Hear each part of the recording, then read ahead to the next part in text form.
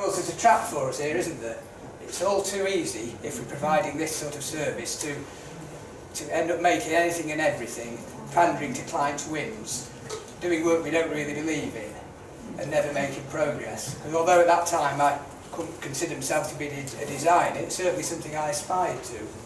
So I made the decision that I would never touch certain types of work. I would never make fake antiques or things that pretend to look old when they're not. People would ask me to distress furnish, in other words, put fake woodworm holes and things like that in. I used to turn away that work right from the start. In fact, I used to ask people, I said, have you got any children? And if the answer is yes, I say, well, they'll distress the furniture for you. Because we're making a video of this afterwards, which will be massively edited.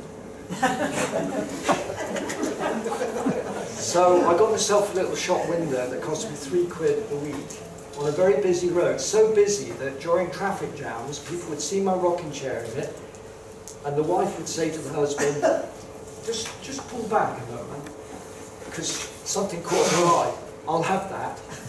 And I had just a telephone number, and they bought it. They didn't even bother to sit on the thing. And I must have sold a good 150, 200 from my little shop window.